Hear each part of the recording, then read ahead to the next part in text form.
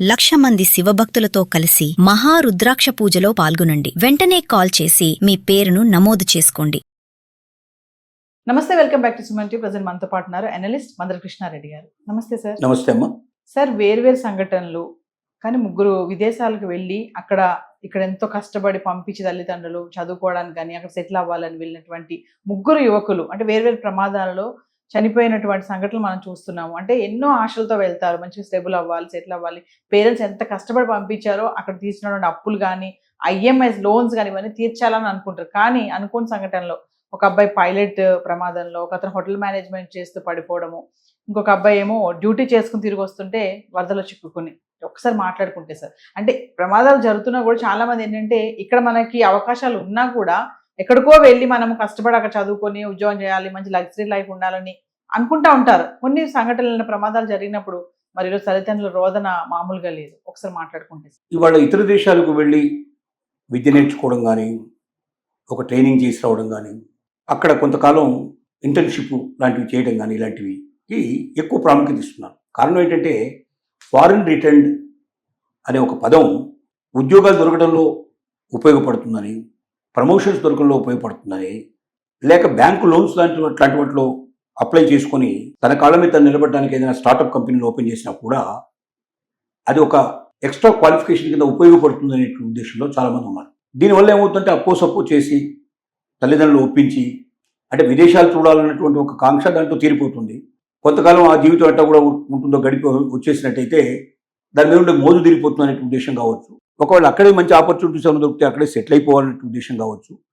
ఏదేమైనప్పటికీ పిల్లలకు క్రేజ్ ఉంది, పేరెంట్స్కు కూడా క్రేజ్ ఉంది. మావాడు అమెరికాలో చదువుతున్నాడు, మావాడు ఫ్రాన్స్లో ఉన్నాడు, మావాడు ఆఫ్రికా ఖండంలో ఉన్నాడు అని చెప్పుకోవడం వల్ల ఒక గర్వంగా ఫీల్ అయ్యేటువంటి పరిస్థితి అయితే ఉంది. ఎన్ని ఘోరాలు నేరాలు అక్కడ జరిగినా, ఇక్కడ మన అమ్మాయిల్ని అమెరికా ఇస్తే అక్కడ ఎంతమంది హింస పెట్టారో, ఎంతమంది బాధలు పెట్టారో, ఎన్ని కన్నీటి గాథలు ఏర్పడ్డాయో, ఎంత భయంకరంగా ప్రవర్తించారో, తన స్నేహితులకు తార్చి అది చేసి ఇచ్చేసి వాళ్ళ జీవితాలతో ఆడుకున్నారు. ఇది తెలిసినా కూడా ఇప్పుడిప్పుడు కొంచెం తగ్గుతుంది, కానీ 100% తగ్గిపోయిందని చెప్పడానికి అయితే లేదు. ఇంకా క్రేజ్ అయితే ఉంది.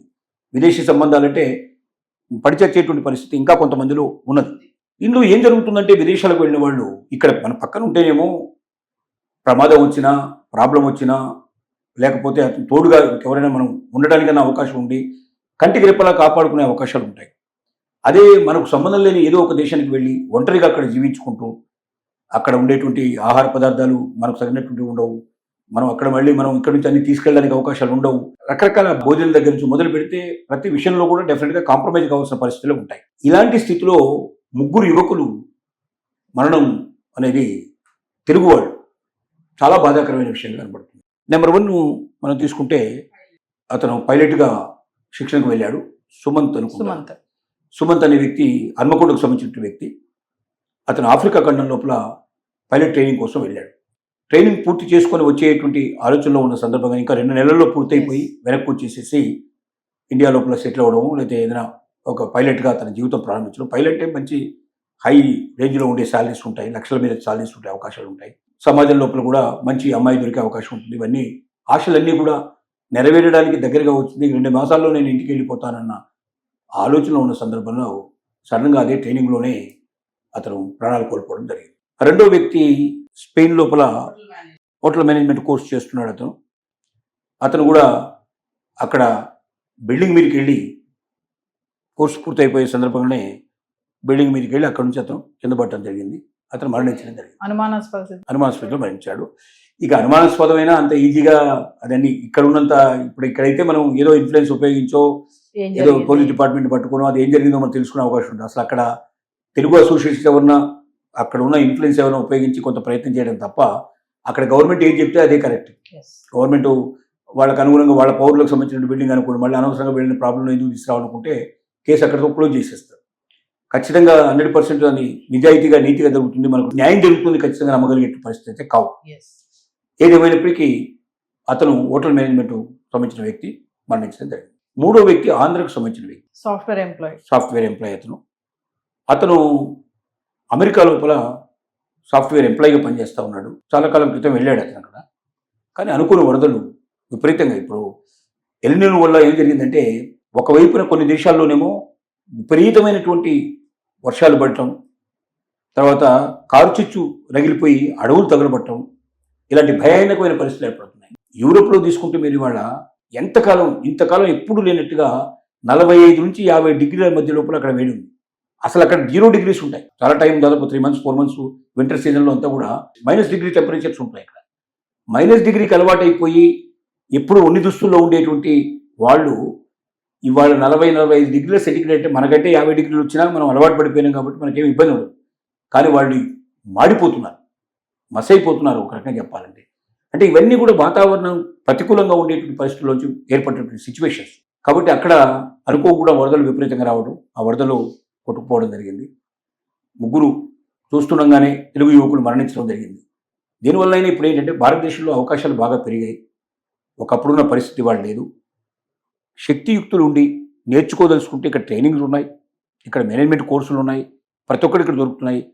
ఇప్పుడు అమెరికన్ రిటర్న్ అంటే కూడా పెద్ద మోజు లేని పరిస్థితి ఏర్పడింది. ఎవరు పెద్ద ఇంపార్టెన్స్ కూడా ఇవ్వడం లేదు. ఎందుకంటే అక్కడికన్నా ఇక్కడ నాలెడ్జ్ ఎక్కువ ఉన్న పరిస్థితి ఏర్పడినప్పుడు దానికి ఎక్కువ ఇంపార్టెన్స్ ఇవ్వడానికి ఎవరు పెద్ద ప్రయత్నించరు.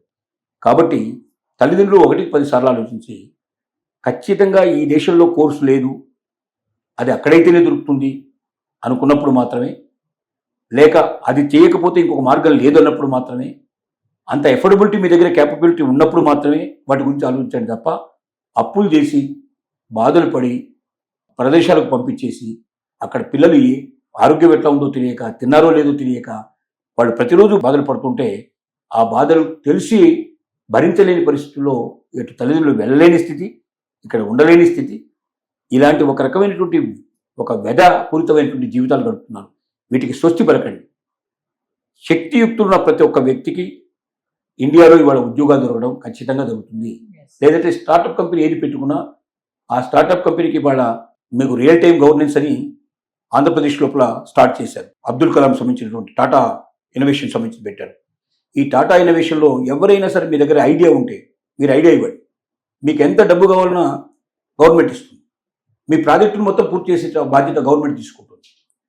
అంటే ఇంత ఓపెన్ ఆఫర్స్ ఇవాళ ప్రభుత్వాలు ఇస్తున్నాయి.